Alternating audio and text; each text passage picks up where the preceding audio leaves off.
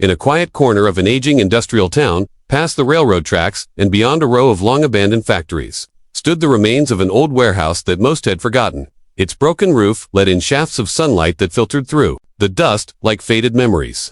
Ivy crept up its crumbling brick walls, and graffiti marked the metal doors that had rusted shut long ago. It was the kind of place no one visited anymore, not even the homeless, not even the curious. Behind that building, hidden from the road by piles of scrap metal and overgrown weeds, was a heavy iron cage. It sat crooked on a concrete slab, the door jammed halfway open, bent by time and neglect. Inside lay a large German shepherd. His name, once proudly engraved on a collar that was now missing, had been forgotten. But once, he had been called Rex. Rex had been a strong, alert dog, a protector, loyal and intelligent. He had lived in the warehouse back when it was bustling with activity, guarding tools and trucks, barking at intruders and playing fetch with the workers during breaks. He had known affection and purpose. But when the company shut down suddenly 6 months ago, the workers disappeared. The doors were locked, the lights shut off, and in the chaos, someone had simply left Rex behind. At first, he barked and paced. He cried through the bars and scratched at the cage door. He waited. He was sure someone would return, a familiar face, a kind voice, but no one came. The days turned to weeks, and his strength began to fade. Rain fell, and the cage flooded. Sun scorched the concrete. There was no food, except the occasional scraps blown in by the wind, and no water unless it pooled in the corner of the cage. His once vibrant eyes had dulled. His powerful frame had withered. By now, Rex no longer stood when he heard footsteps. Because there were none, he no longer barked at distant sounds. He simply lay still, his head on his paws, conserving energy, enduring the quiet suffering of being forgotten. Animals have instincts for survival, but even instincts grow tired. Rex had reached that point where waiting felt like punishment. His ears twitched only when the wind howled a certain way. He had accepted that this was his world, now this small metal box surrounded by emptiness. But fate is strange.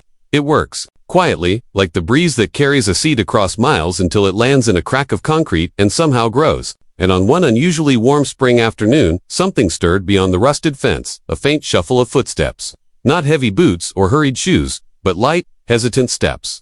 The sound of twigs snapping and leaves rustling. Rex lifted his head. Slightly, his ears perked, almost in disbelief. It had been so long since he heard someone nearby. He waited. Then came the sound of breathing, nervous, unsure, and close. Through the gap in the fence, a girl emerged. She wore a faded red hoodie and carried a backpack slung loosely over one shoulder. Her dark hair was tied in a messy braid, and her jeans were torn at the knees. She couldn't have been more than 14. Tart of me she hadn't planned. On coming this way, the shortcut through the woods had been a last-minute decision, one made from boredom and curiosity. She was exploring with her camera, looking for urban decay to photograph for an art project. But something about this forgotten place had pulled her in deeper, a feeling she couldn't explain. Mia stepped cautiously around the rusted junk, her camera bouncing against her chest. When she reached the side of the warehouse, she stopped, her eyes locked onto the cage. She blinked, confused. Then she saw him. At first, she wasn't sure he was real. The dog didn't move. He blended with the rust and dirt like a statue. But then, slowly, he lifted his head. Their eyes met. Mia froze. A strange chill ran down her spine, not from fear, but from sorrow. The look in the dog's eyes wasn't wild or threatening. It was tired, worn, silent, and something inside her shifted. She stepped forward. Rex didn't move, but something else did. Mia stood there for several seconds, locked, in a quiet exchange with the dog behind the cage. The air smelled of rust and damp soil, and in that moment, time seemed to pause. The dog's eyes never left, hers not pleading, not fearful, just weary. It wasn't the kind of gaze a wild animal gives. It was something else, something more human, like he had seen too much and expected nothing in return. She took a cautious step closer, her feet crunching over broken glass and dried leaves. Her heart thudded against her chest, half from nerves and half from something deeper she couldn't name. The closer she got, the clearer it became just how bad the situation was. The dog's fur was patchy and matted, his ribs visible even under his thick coat. He looked like he hadn't eaten properly in weeks. Mia swallowed hard and dropped to a crouch a few feet away from the cage. She didn't want to startle him. She didn't speak, afraid her voice might break the strange connection they shared. She just watched him, hoping he'd give her a sign that it was okay to stay. The dog shifted slightly, almost imperceptibly. Not a growl, not a flinch, just a slow blink, and then he rested his chin back down on his paws. To Mia, that was permission. Enough. She slowly unzipped her backpack and pulled out the remains of a peanut butter sandwich. She hadn't touched it at lunch, distracted by a fight with a classmate over something trivial. She tore off a piece and pushed it gently through the cage bars. The dog didn't move at first. He sniffed, hesitated, and then with effort, pulled himself forward to nibble at the food. Mia smiled for the first time that day. She stayed there for nearly half an hour, offering small pieces of the sandwich one by one, talking to the dog in a soft whisper. She didn't ask herself why she was doing it. She just knew she couldn't walk away, not after seeing him, not after realizing that someone had left him there like he didn't matter. Eventually, she stood up and looked around.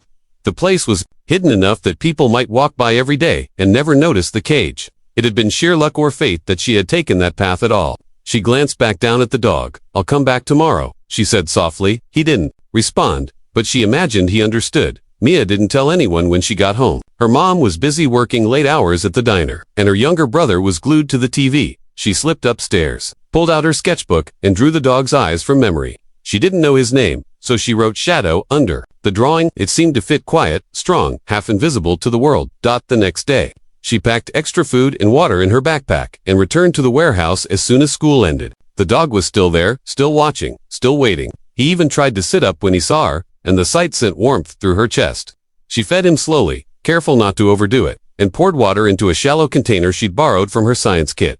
She talked to him the whole time, about school, about how she hated math but loved art, about how sometimes she didn't feel like she belonged anywhere, not in class, not at home.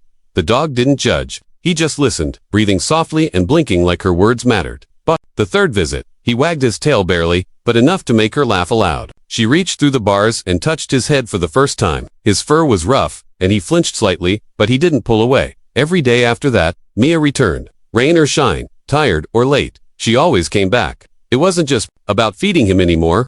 She was keeping a promise, and deep down, she knew the dog was keeping one too, staying alive until she came.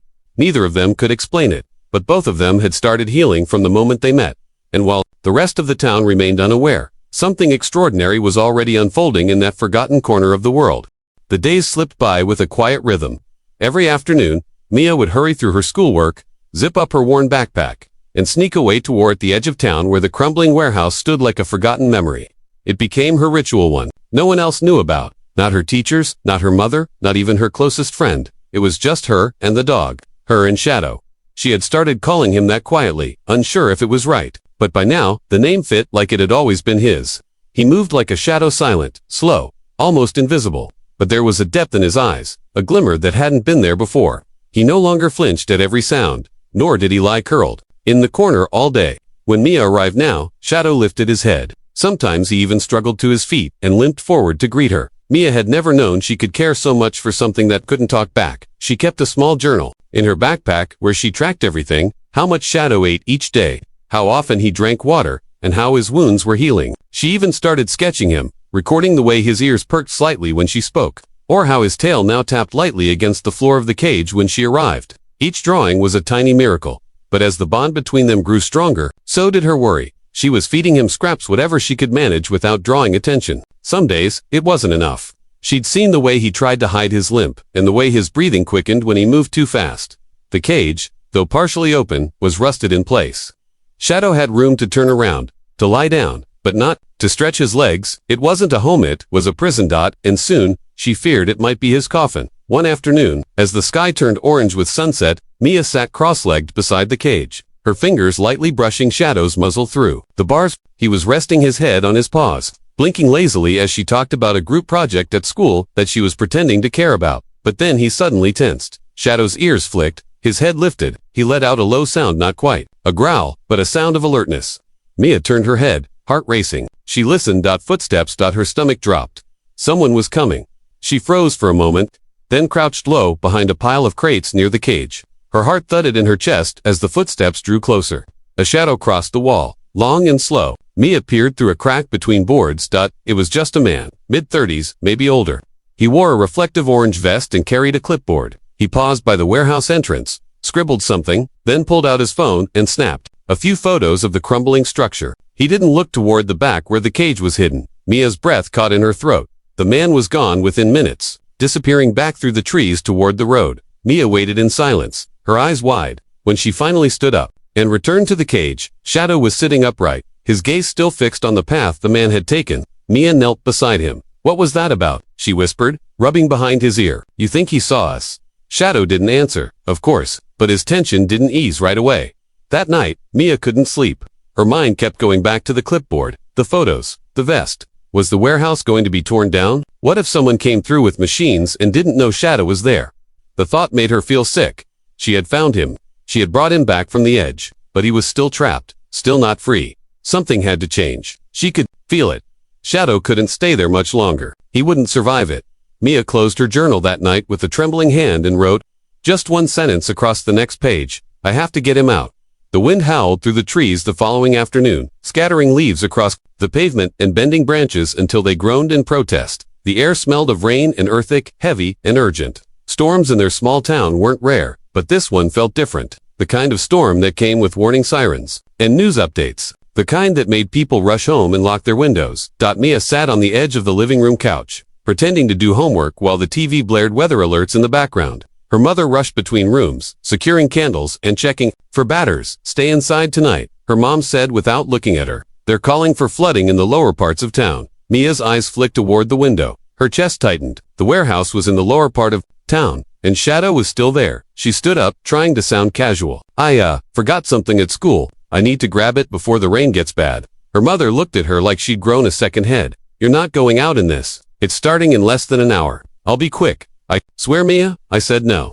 You can live without your book for one night. But Mia knew it wasn't a book she needed to save. It was a life. She waited until her mom was in the kitchen, then slipped out the back door with her raincoat, flashlight, and a wrench she'd found in the shed the week before. Her heart raced as she ran down the back alley, ducking between fences, sneakers splashing through puddles already forming on the sidewalks. Thunder rumbled low in the sky. By the time she reached the warehouse, the first drops of rain had begun to fall slow, steady, and cold. She pushed her way around the back, heart pounding louder than the wind. The cage came into view, and her breath caught. The floor inside was already covered in water.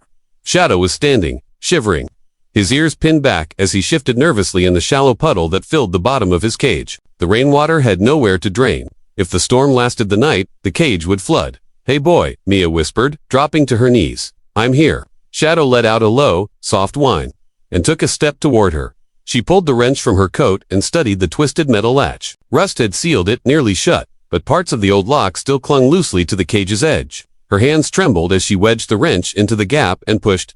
Nothing. She repositioned and tried again. Still nothing. She grit her teeth and slammed it. The sound echoed like a gunshot. Shadow jumped, startled, but didn't back away. He just watched her, eyes wide. Again, she hit it with all the strength she had. And again, the rain poured harder now, soaking through her coat and hair, running into her eyes. But she didn't stop. The wrench slipped from her grip and skidded into the mud. She retrieved it with shaking fingers, raised it again. A loud crack rang out as the latch snapped free. The door creaked open an inch, then another. She dropped the wrench, reached forward, and pulled with both hands. The cage door finally swung wide. Shadow didn't move at first. He stood there, chest heaving, uncertain. Mia reached out her hand. It's okay. Come on. You're free. After a long tense pause, Shadow took a step, then another. And then, as if something inside him finally let go, he limped out of the cage and into the open for the first time in months. Mia wrapped her arms around his wet neck, holding him tight. We have to go, she whispered. Before it floods. She glanced back toward town. The roads would be muddy and slick. It would take longer to get home.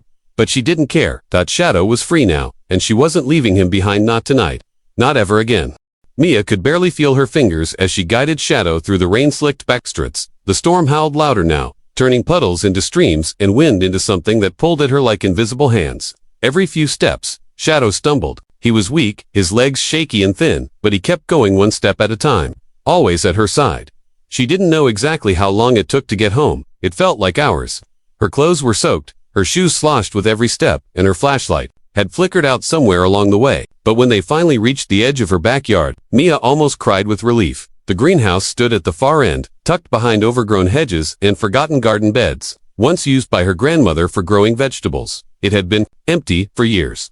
The glass panels were cracked, but the roof was mostly intact. She yanked open the creaky wooden door, waved Shadow inside, and quickly followed, pulling it shut behind them. It wasn't warm, but it was dry, and that was enough. Mia pulled some folded blankets from the corner, leftovers from when she and her brother used to pretend the greenhouse was a fort. She laid them down carefully and helped Shadow onto them. He collapsed with a deep sigh, his ribs rising and falling with labored breaths. She crouched beside him, brushing wet fur from his face. You did it, she whispered. You're safe now. For the first time since she met him, he leaned into her hand. She stayed with him as the storm raged outside. Her knees hurt, her body ached, but none of it mattered. This place was their secret, now their shelter. She pulled out the last granola bar from her backpack, split it in half, and offered a piece to Shadow. He sniffed it, then slowly chewed. When her mother called her name through the back door hours later, Mia ran up with her hood still dripping, heart pounding. "Where on earth have you been?" her mom asked, a worried edge in her voice. "You didn't answer your phone." "Sorry, I dropped it," Mia lied. "I just walked down the road. I needed to clear my head. I didn't realize how bad the storm got." Her mom narrowed her eyes. "You've been acting strange lately. Is something going on?" Mia shook her head quickly. "No, I'm just tired."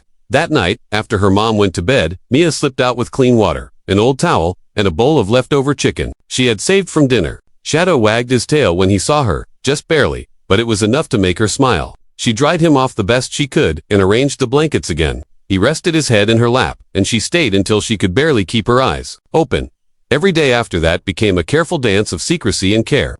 Mia spent her allowance buying dog food and used her art supply jar to stash coins for a proper leash. She cleaned out the greenhouse, fixed a few leaks, and even set up a small solar-powered lamp from the garage. It was still cold at night, but the warmth between them helped.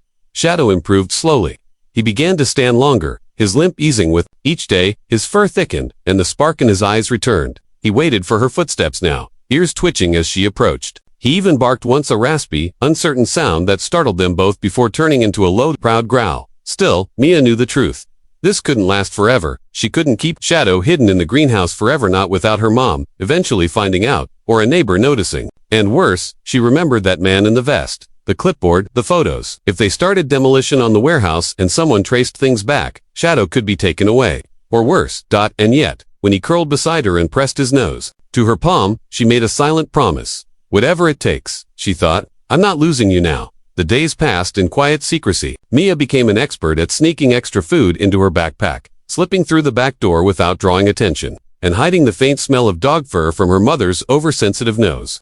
Shadow was healing faster than she expected. His limp faded into a slight drag, and the hollows in his cheeks filled in little by little. But Mia's heart remained heavy. Every morning when she passed the TV, her eyes flicked to the local news, half expecting to see headlines about the old warehouse. And every night before bed, she'd peer out the window, afraid someone might have discovered the greenhouse.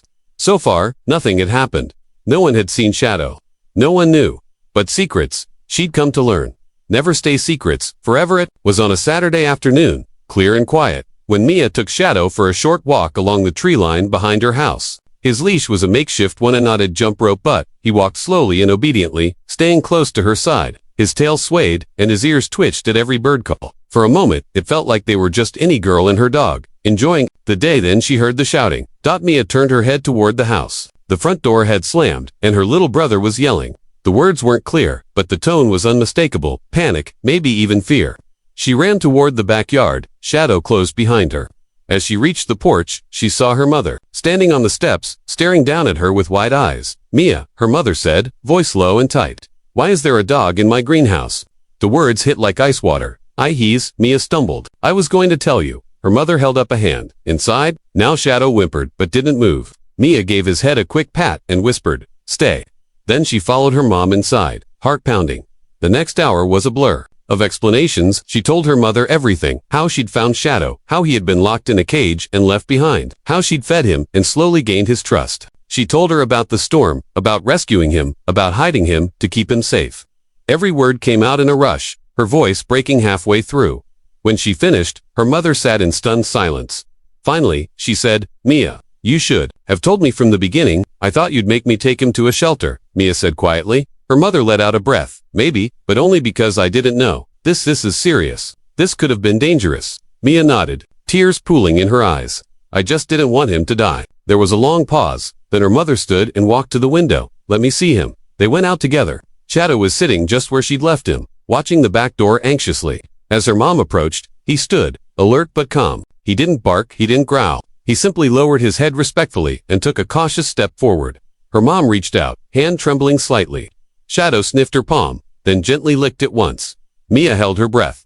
Her mother knelt down and scratched behind Shadow's ears. "Well," she said softly, "you've got a loyal one here." That night, Shadow slept inside. The following morning, they took him to the vet. The doctor said it was a miracle Shadow had survived at all. He was underweight, dehydrated, and had an old leg injury that had gone untreated for too long. But he was healing, and most importantly, he was safe now. The vet scanned him for a chip, but there was none. No tags, no collar. No one had come looking for him. On the way home, Shadow lay in the back seat, his head resting on Mia's lap as she stroked his ears. He chose us, Mia whispered. Even when he could have run away, he came back. Her mother glanced at her in the rearview mirror, a small smile tugging at her lips. And you chose him.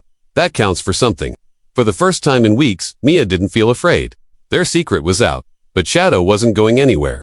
Word spreads fast in small towns, especially stories that tug at the heart.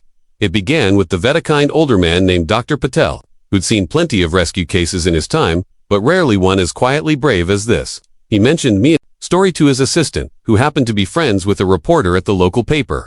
Within days, a young journalist named Leela knocked on Mia's front door with a notepad and gentle curiosity. At first, Mia was hesitant. The idea of people knowing what she'd done made her stomach twist. She hadn't rescued Shadow for attention. She had done it because she couldn't not do it. But her mom encouraged her. People need to hear this, her mother said. It's a reminder of what kindness looks like. So Mia told the story from the first time she heard Shadow's breathing behind the warehouse wall, to the moment she dragged a wrench through a storm just to break him free. Leela listened closely, asked only a few questions, and left with eyes a little glassier than when she arrived. The story was published 2 days later. Girl, 14, rescues forgotten dog from abandoned warehouse. It appeared on the front page of the Oak Ridge Chronicle, complete with a black and white photo of Mia kneeling beside Shadow, his head pressed against her shoulder. The response was immediate. Strangers dropped off bags of dog food on their porch. Kids from Mia's school left handwritten notes. A nearby bakery offered a year's supply of dog biscuits, and someone even donated money toward Shadow's veterinary bills. But the story didn't just bring gifts. It also brought questions. One morning, 2 men from the town's code enforcement department arrived at Mia's home. They asked about the warehouse. Mia, nervous at first, explained everything honestly. Her mother stood by her side, calm and direct. That same afternoon, authorities inspected the building. What they found was more than just a rusted cage. The warehouse had been neglected far beyond legal limits, structurally dangerous and on the verge of collapse. But what really shook the investigators was the cage itself. It wasn't part of the building. It had been brought in later, locked with hardware not belonging to the original structure. That meant one thing: someone had put Shadow there on purpose and left him. No cameras, no witnesses, no names, just a cruel act buried in silence. The police opened a case, but with no leads. They couldn't say for sure who had done it. Shadow had no microchip, no record. No one had ever reported him missing. It was as if he had been erased on purpose. To Mia, the mystery no longer mattered. What mattered was that he was no longer forgotten. As the weeks passed, Shadow settled into his new life. He grew stronger, heavier, more confident. His limp became barely noticeable. He followed Mia everywhere, down the street, to the park, and even to the edge of the school parking lot each morning.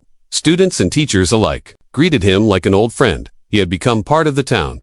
One sunny Saturday, Mia and her mom took him to the annual Spring Pet Festival. It was a local event, mostly for pet adoption and awareness, with booths from shelters and contests for best tricks and costumes. They didn't plan to enter anything. They just came to walk around, enjoy the music, and maybe let Shadow sniff a few friendly tales. But people recognized him. Children ran up to pet Shadow. A woman from the animal shelter thanked Mia for inspiring 3 recent adoptions. One of the event organizers approached them near the main tent, holding a blue ribbon. "This is for him," the woman said, pinning the ribbon to Shadow's leash. It read, "Honorary Rescue Dog of the Year." Mia stared at it, stunned.